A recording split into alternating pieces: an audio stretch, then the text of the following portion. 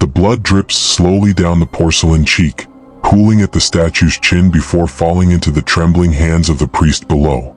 He's standing in a church basement in Civitavecchia, Italy, watching something that shouldn't exist. The statue of the Virgin Mary has been weeping for 3 days straight, and the liquid isn't water. It's blood. Typo, human blood. The same blood type as countless others, yet it comes from stone eyes that have never lived. The Vatican sent scientists. They collected samples. They ran tests. The blood was real, warm, fresh, but it had no source. The statue was solid marble, sealed, untouched for decades. There was no reservoir, no mechanism, no explanation. Just tears of blood falling from a mother's eyes, as if she was mourning something the world hadn't yet seen. But this wasn't the first time, and it wouldn't be the last. In 1995, a statue in a small Italian home began crying. The family watched in horror as clear liquid transformed to red, staining the white marble face with crimson streaks. News spread. Pilgrims arrived by the thousands. The Italian government confiscated the statue, determined to end what they assumed was an elaborate hoax. Forensic teams examined every millimeter. They x-rayed it, dissected it, searched for hidden chambers or injection points. They found nothing. The statue was solid, impenetrable. Yet under laboratory observation, with cameras running and scientists watching, it wept again. The tears appeared at the inner corner of the eye, exactly where human tears form, following the natural path down a cheek that had never felt sorrow. The liquid tested positive for human blood containing male chromosomes, despite depicting a woman. Some called it a miracle. Others called it a warning. But no one could call it a lie because the evidence was there, documented, verified by people who had spent their entire careers explaining the unexplainable. And they had nothing. The phenomenon repeats across continents with disturbing regularity. Damascus, Syria. Rockingham, Australia. Sacramento, California. Queens, New York. Always the same impossibility, statues producing fluid from solid stone.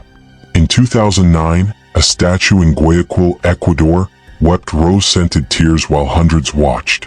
Chemical analysis revealed human lipids and proteins, organic compounds that should only exist in living tissue.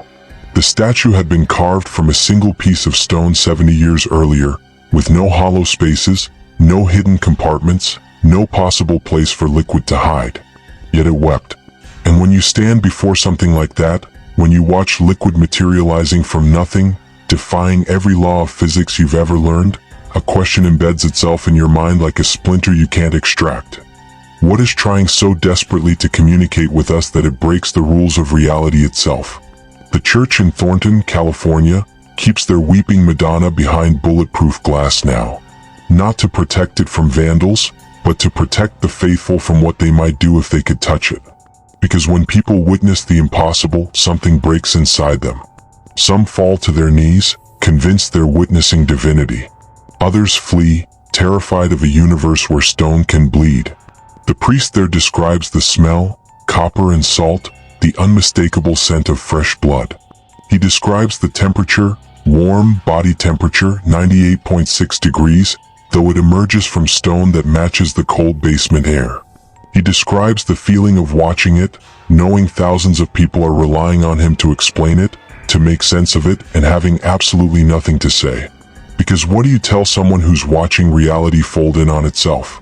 How do you comfort them when the foundation of everything solid and certain proves to be far more fluid than they ever imagined? But if weeping statues unsettle you, consider this. At least they're still dead. At least they stay where you put them. At least they don't stare back.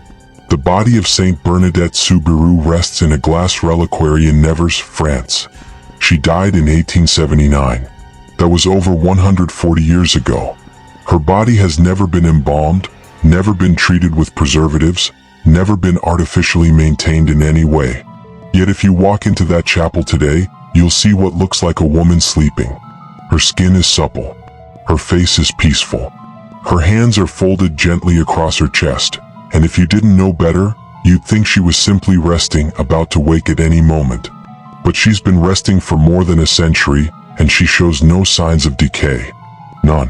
While everything organic around her, The wood, the fabric, the flowers left by pilgrims, has rotted and been replaced countless times. Her flesh remains unchanged, untouched by the relentless degradation that claims every other living thing on this planet. Scientists have examined her 3 times. In 1909, 30 years after death, in 1919, and again in 1925. Each time they expected to find evidence of preservation techniques, some medieval embalming trick that historians had missed. Each time they found nothing but a body that refused to obey the fundamental laws of decomposition. Her internal organs were intact. Her skin showed no signs of desiccation or mummification. There was no hardening, no darkening, no smell of decay.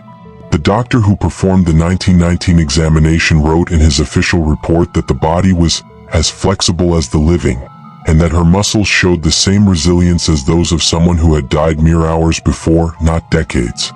He had no explanation. His report ends with a single haunting sentence: "Nature does not do this. She's not alone."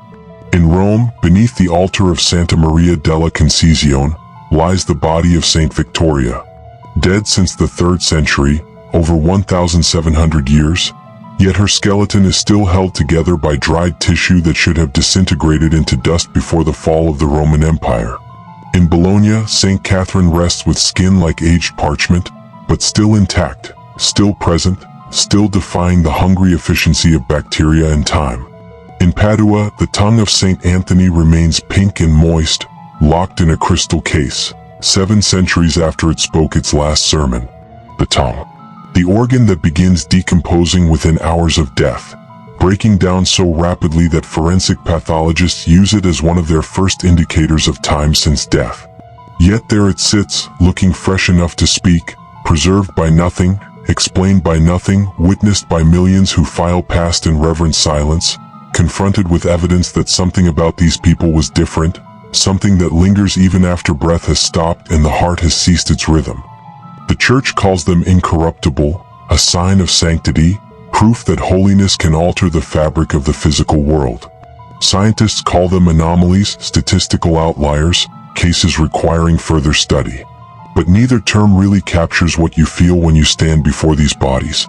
It's not reverence and it's not curiosity. It's something colder. It's the recognition that death, the one absolutely certain thing in human existence, the one process that claims everyone and everything without exception, has somehow been negotiated with. As if these individuals struck a deal with the universe, a bargain written into their very cells that says, not yet, not fully, not ever.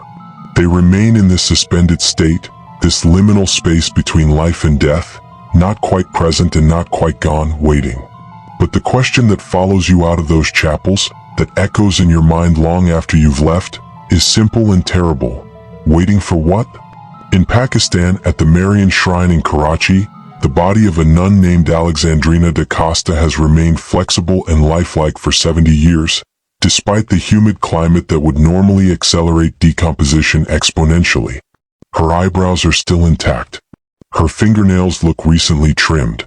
Visitors report that her skin feels cool to the touch but not cold, not quite the temperature of death.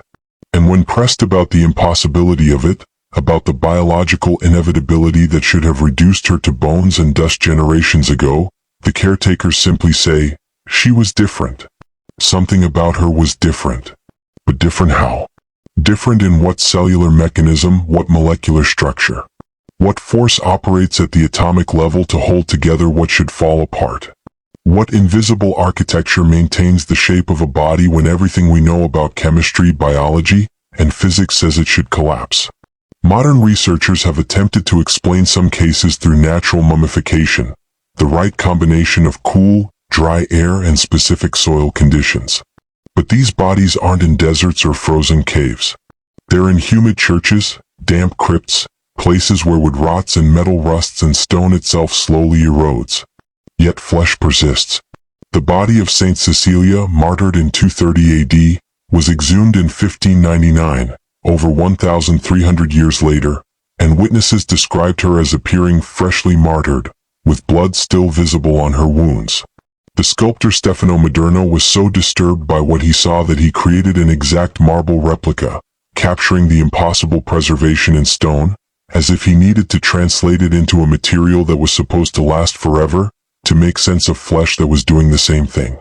His statue lies where her body was found, a permanent echo of an impossible moment, frozen in disbelief. And here's what keeps you awake at night. These aren't legends from the Dark Ages, stories told by superstitious villagers with no understanding of science. These are documented cases, examined by modern physicians, photographed, measured, tested, and observed over decades. The evidence doesn't disappear under scrutiny, it intensifies. The more we look, the less sense it makes. The more we measure, the more we're forced to confront the possibility that the rules we thought were absolute might be more like suggestions. That reality has clauses in fine print we've never bothered to read. Because if death itself can be negotiated, if the most fundamental law of organic existence can be suspended for reasons we can't fathom, then what else that we consider impossible is simply waiting for the right conditions to reveal itself. But bodies that won't decay are at least contained, predictable in their mystery. They stay where we put them. They don't move. They don't demand attention. They just wait, silently challenging our understanding while giving us the comfort of distance. We can view them like museum pieces, strange but static. What happened in Fatima in 1917 was different. It demanded attention, moved, and 70,000 people watched it happen. The children had been reporting visions for months. 3 shepherd children claiming to see and speak with the Virgin Mary in a field outside the small Portuguese village. By October 13th, the day Mary supposedly promised a miracle, the crowd had swelled to tens of thousands. Believers, skeptics, journalists, photographers from major newspapers. They stood in driving rain in ankle-deep mud, waiting for something that seemed absurd on its face. A miracle scheduled like a train departure, announced in advance, promised to crowds. Miracles don't work that way. They're supposed to be spontaneous, intimate, unphotographable. But there they stood, 70,000 wet, cold, increasingly doubtful people, staring at gray clouds and wondering what they'd gotten themselves into. And then the rain stopped. Just stopped, as if someone had closed a valve in the sky. The clouds parted in a perfect circle, and there was the sun, except it wasn't the sun. Not the one they'd looked at every day of their lives. This was different. It appeared as a silver disc, spinning like a massive wheel, throwing off colors that shouldn't exist in nature. Blue, yellow, red, green, violet, spiraling outward in geometric patterns. People could stare directly at it without pain, without the burning, blinding light that normally sears your retinas after seconds. It was there, massive and impossible, rotating in the sky like a cosmic record player. And then it began to move. Witnesses described it as dancing, zigzagging across the sky in movements that violated everything they understood about celestial mechanics. The sun doesn't move like that. It can't. It follows a precise, mathematically predictable path, the same path it's followed for billions of years. But thousands of people watched it break that pattern, watched it lurch and spin and dive. And then it fell. Started falling toward the earth like a stone dropped from heaven, growing larger, hotter, closer. People screamed. They fell to their knees.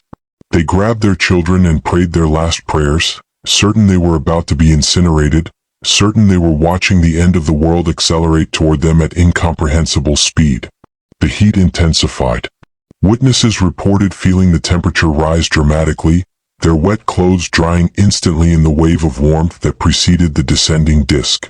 For 10 full minutes, an eternity when you're watching the sun fall on your head, it dropped, lurched, and spun. And then it stopped, returned to its normal position. Just hung there in the sky, ordinary again, as if nothing had happened. As if reality had blinked, showed them something impossible, then resumed its regular programming. But the evidence of those 10 minutes remained. 70,000 people with the same story. The same impossible story. Among them, Avelino da Almeida, editor of O Século, Portugal's largest secular newspaper, a vocal critic of the church who had written mocking articles about the supposed visions. He published a front-page account describing exactly what he'd seen, unable to explain it, unable to deny it, forced to document an impossibility. His article reads like a man whose worldview has been shattered, carefully choosing words that describe the indescribable while maintaining journalistic distance from his own disbelief. Photographs exist. Blurry, grainy, but they show the crowd's reaction. People pointing at the sky, falling to their knees, staring upward with expressions of terror and awe. The images show their clothes, soaked before the event, completely dry after. They show the muddy field, a swamp beforehand, solid ground after, as if hours of sunlight had baked it dry in minutes. But here's the truly unsettling detail. Not everyone saw it. Some reported seeing the miracle. Others saw nothing unusual at all, just clouds and rain and a crowd going collectively insane. The phenomenon appeared to be selective, visible to some and invisible to others standing right next to them. As if reality itself had split into parallel tracks, showing different versions of events to different observers in the same location at the same time.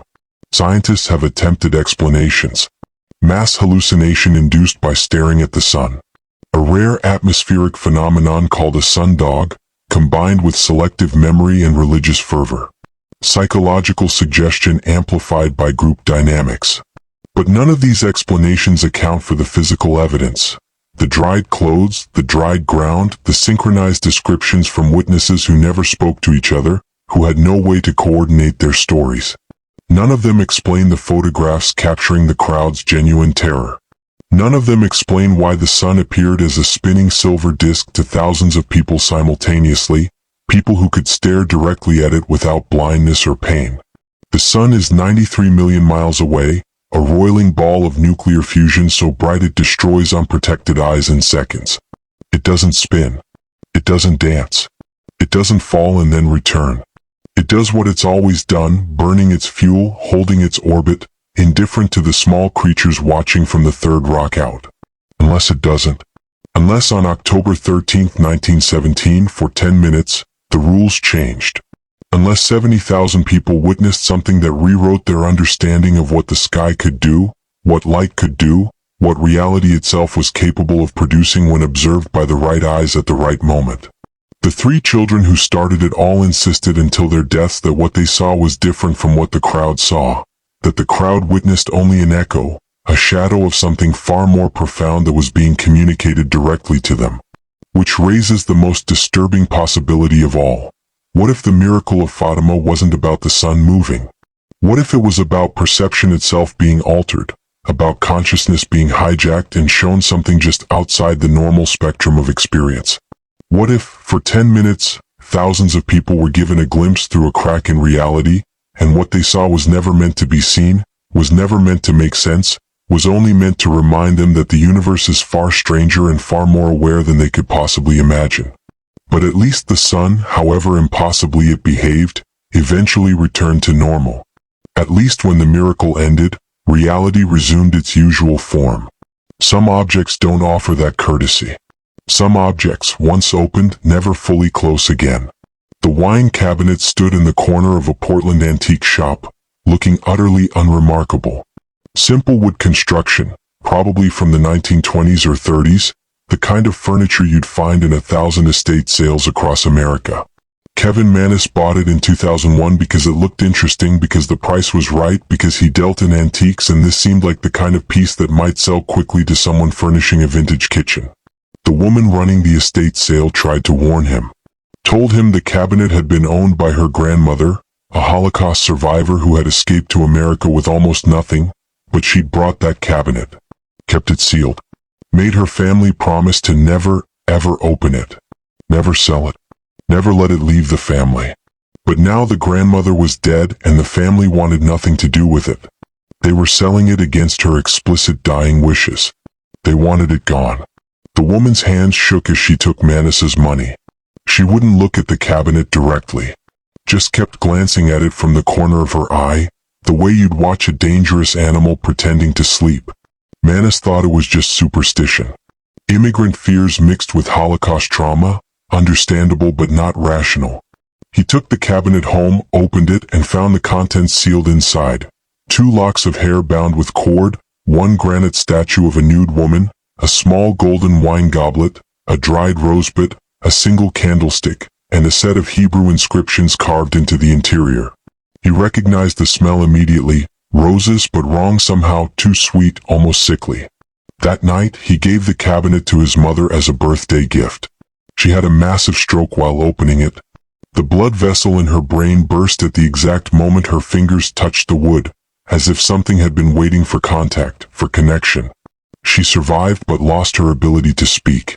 In the hospital, when they showed her pictures to identify what she wanted, she would point emphatically at the letters spelling "No" whenever the cabinet appeared. Just no. Over and over. No. Manish tried to sell it. The first buyer returned it within 2 days, claiming her house suddenly had a terrible smell, like rot and flowers mixed together, that vanished the moment the cabinet left. The second buyer lasted 4 days before the nightmare started. She'd wake up choking, feeling like invisible hands were wrapped around her throat, seeing the shadow of a woman standing at the foot of her bed, watching her with eyes that reflected light like an animal's. When she brought the cabinet back, her hair had started falling out in clumps. The third buyer kept it for a week. Her daughter began sleepwalking, speaking in a language the family didn't recognize, scratching the word hate into her bedroom walls with her fingernails, over and over until her fingers bled. They returned the cabinet in the middle of the night, left it on Manas's porch, and moved to a different state without leaving a forwarding address. Manas researched the inscriptions. They referenced a Dybbuk, a restless, malicious spirit from Jewish folklore, the soul of someone who died with unfinished business, unwilling or unable to move on, clinging to the physical world through any vessel it can possess. According to tradition, Dybbuks can be trapped, contained in objects, sealed away from the living. But the seals have to be maintained, the prayers have to be spoken, the object can never be opened. Because once you break the seal, once you invite it back into contact with human consciousness, it attaches. It follows. It doesn't leave.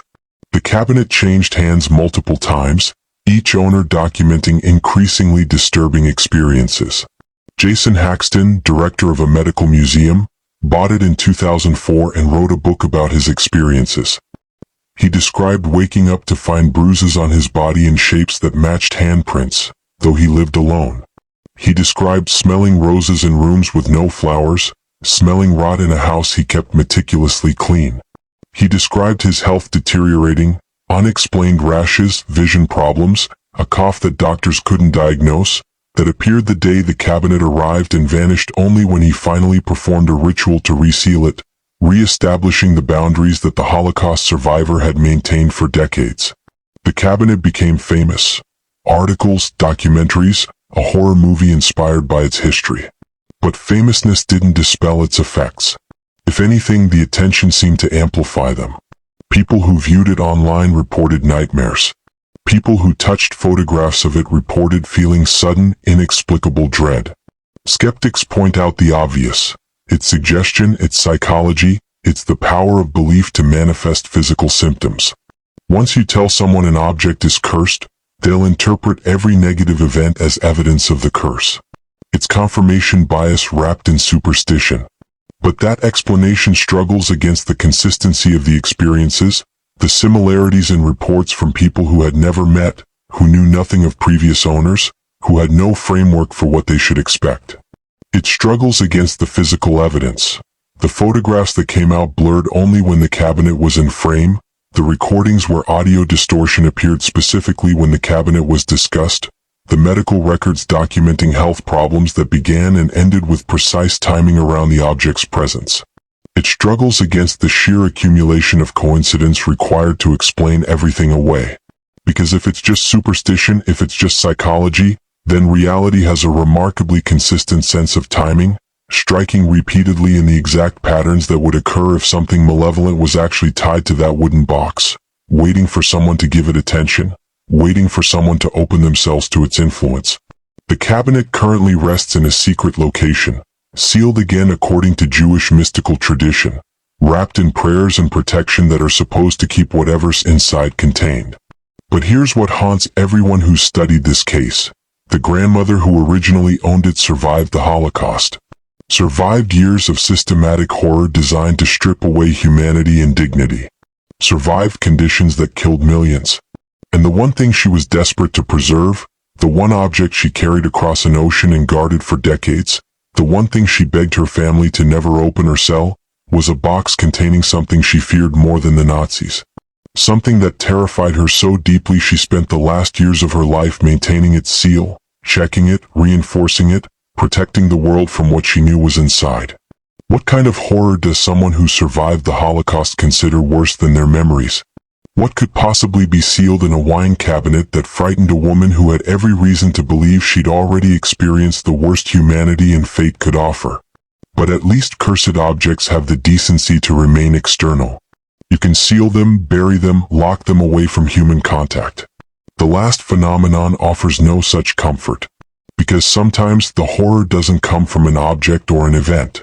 Sometimes it comes from inside your own body, erupting through your skin in a pattern that's been recognized for 2,000 years, a pattern that shouldn't be possible, that violates every principle of physiology and wound formation, yet continues to appear in people who have no reason to lie, no desire for the attention, nothing to gain and everything to lose from spontaneously bleeding in the exact spots where crucifixion nails pierced Christ's hands and feet.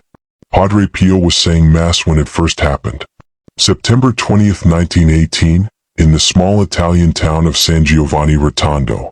He was standing at the altar when pain erupted in his hands and feet so intense he collapsed. When he looked down, blood was pouring from perfectly circular wounds that had opened in his palms, holes that went completely through the flesh, holes you could see through. Over the next few days, wounds appeared on his feet and his side, the exact locations of Christ's crucifixion wounds, the stigmata. For the next 50 years, until his death in 1968, those wounds never healed, never closed, never stopped bleeding. They were examined by countless doctors, secular physicians with no religious agenda, specialists in dermatology and wound care who documented something that shouldn't exist. Wounds that remained perpetually fresh, that bled daily, that showed no signs of infection despite being open to air and bacteria for decades, that never expanded or contracted, that maintained their shape and depth as if held open by invisible force. The bleeding followed a pattern. It would intensify during prayers, during moments of spiritual ecstasy, during Mass. It would slow during mundane moments, during sleep, during ordinary life. As if it was connected not to his circulation but to his consciousness, to his state of mind, to something that operated through his body but wasn't controlled by his body. Doctors measured the blood loss. It should have killed him. The human body can't sustain that level of chronic blood loss without severe anemia, without organ failure, without death. Yet Padre Pio lived for 5 decades with wounds that should have been fatal within months. He wore special gloves to cover his hands, tried to maintain normalcy, tried to conduct his duties as a priest while bleeding through his clothes. People would approach him after Mass and see blood seeping through the cotton, darkening the fabric, leaving trails down his wrists. Some fell to their knees, convinced they were witnessing miracles. Others fled, terrified of whatever was happening to this man, whatever force was using his body as a canvas for a message they couldn't understand. He's not alone. Throughout history, over 300 documented cases of stigmata have been recorded, most of them after 1200 AD, most of them in Catholic Europe, most of them in people who were deeply religious, who had spent years in prayer and meditation, who had devoted their lives to spiritual practice. Saint Francis of Assisi in 1224. Saint Catherine of Siena in 1375. Therese Newman in 1926, who bled from wounds on her hands, feet, side, and forehead, the crown of thorns, every Friday for 36 years, losing up to a pound of blood weekly yet never showing symptoms of anemia. Medical examinations found nothing wrong with her blood, nothing wrong with her clotting factors, nothing that would explain how she survived what should have killed her dozens of times over. Modern medicine has attempted explanations. Psychosomatic wounds created by intense religious belief, the mind literally manifesting physical trauma through the power of suggestion and psychological stress. There are documented cases of people developing burns, bruises, and rashes through thought alone, the mind-body connection expressing internal states through external symptoms. But stigmata presents unique challenges to this explanation. The wounds appear in consistent locations despite different individuals having no direct contact, no way to coordinate placement. They appear as clean punctures, not the rough tears or abrasions typical of psychosomatic wounds. They resist healing in ways that defy normal physiology. Skin cells should close these wounds within weeks, even if repeatedly reopened. Yet stigmata wounds can persist for years, decades, maintaining their precise shape and depth as if the body has been instructed to keep them open, as if healing has been suspended by a command operating at a level deeper than cellular biology. And then there's the timing. Stigmata cases increased dramatically after the late medieval period, after detailed descriptions and artwork of the crucifixion became widespread in Christian culture. Before that, they were virtually non-existent, even among deeply devout early Christians. As if the phenomenon required a specific cultural framework, a shared understanding of what Christ's wounds should look like, before it could begin manifesting. But that raises an impossible question. If these wounds are created by belief, by cultural conditioning embedding itself so deeply in the psyche that it erupts through flesh, then what does that say about the power of human consciousness? What does it mean that thought alone, properly focused and sustained over years, can rewrite the body's most fundamental instructions, can tell cells to open and stay open, can redirect blood flow to create stigmata that bleeds on command, synchronized with prayer and religious ecstasy? The skeptical explanation, that it's all psychosomatic, all in their heads manifesting through their bodies, isn't actually comforting. Because if the mind can do that, if consciousness can reach down into the autonomic functions we don't control, the cellular processes that happen without our awareness, and reshape them according to belief, then every assumption we have about the separation between thought and matter collapses. If people can think themselves into bleeding from wounds they've never received, can sustain those wounds for decades through nothing but faith and focus, then reality is far more malleable than we've ever acknowledged. The body becomes less a machine following chemical instructions and more a canvas where consciousness paints its deepest convictions, where belief becomes biology, where the distinction between mind and flesh blurs into something we don't have words for, something that operates according to rules we've never articulated because we've never needed to, because we've always assumed the body was solid, predictable, governed by laws we could measure and understand. But what happens when those laws break? What happens when a priest bleeds from his hands for 50 years and doesn't die? What happens when doctors examine wounds that shouldn't exist, that heal wrong, that bleed according to spiritual states rather than circulatory pressure? You're left with evidence that contradicts everything, that forces you to choose between accepting the impossible or rejecting the documented facts. And the facts don't care about your discomfort. They sit in medical journals, in sworn testimonies, in photographs and x-rays and blood tests that all confirm the same impossible truth. Sometimes people bleed from wounds they never received, wounds that appear spontaneously, wounds that match a pattern 2,000 years old, wounds that shouldn't exist but do, and no one, not doctors, not psychologists, not theologians, can fully explain why. So you're left standing at the intersection of faith and biology, watching them collide, watching the impossible document itself while the rational world scrambles for explanations that never quite fit. You're left with weeping statues producing blood from stone, with bodies that refuse to decay despite every chemical law demanding they return to dust, with 70,000 people watching the sun fall from the sky and return, with a wine cabinet that seems to carry misfortune like a virus, with people spontaneously developing wounds and patterns that shouldn't be possible through thought alone.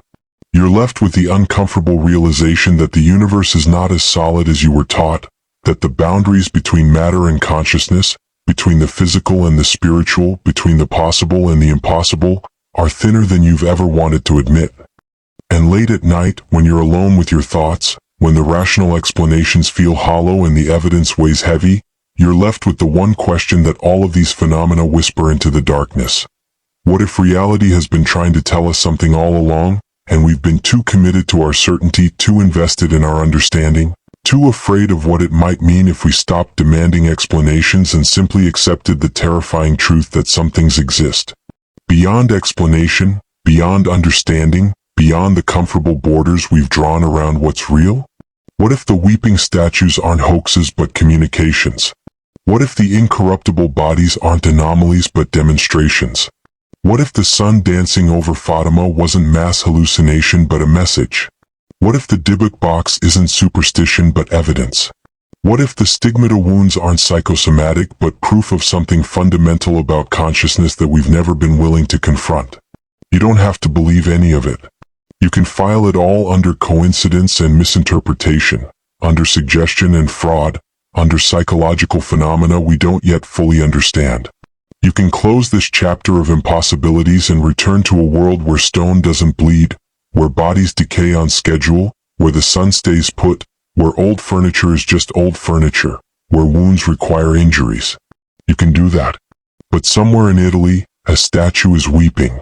Somewhere in Europe, a saint's body refuses to rot. Somewhere in the archives, photographs show 70,000 people staring in terror at a sky that broke its own rules. Somewhere sealed away, a cabinet waits. And somewhere tonight, someone is bleeding from their hands with no wound to explain it, no injury to treat, just blood flowing in a pattern that's been recognized for 2,000 years, flowing from a source that medicine can't locate, following instructions written in a language deeper than biology, older than science, more persistent than skepticism. And the blood doesn't stop just because you've stopped believing. It never has.